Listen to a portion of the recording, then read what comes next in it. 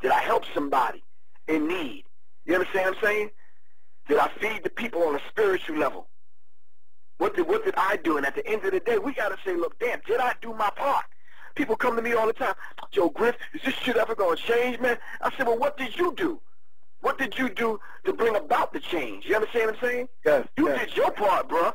I'm doing my part. We got to encourage other people to do their part, man. Everybody has a job in this. Well, in today's episode of Ineffectual Protest, we're going to cover GreenPeace in Canada. Now, if they tried to take a cube van downtown New York and bolt it to the ground and sleep inside of it or squat inside of it or do whatever, I don't think they would last long. But because they're GreenPeace in Canada, I guess breaking the law is allowed to some extent, which doesn't set a good example for 14 and 15-year-old aspiring environmental kids. But let's read the article. Protesters end pipeline demo.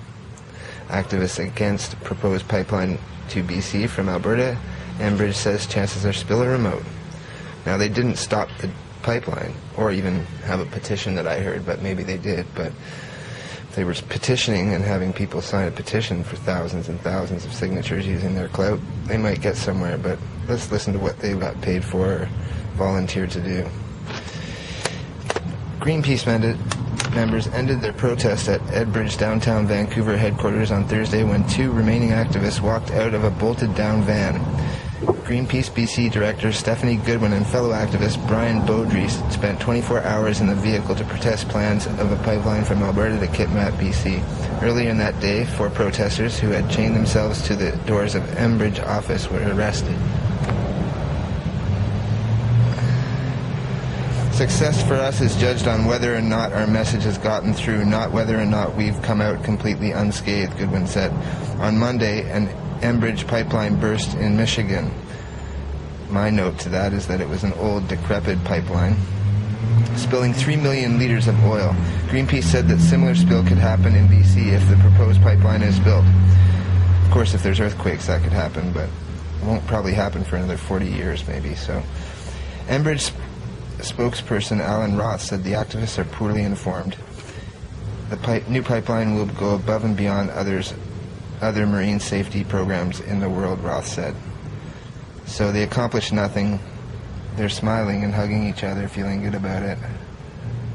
But again, go to Deke Jackson's little rant on ineffectual protest on the fucking news, and you'll understand that this is completely pointless, and that GreenPeace has lost its focus and is now setting the example of breaking the law to all kinds of young environmentalists, tarnishing them for the future as well if they think that breaking the law is allowed if it involves the environment.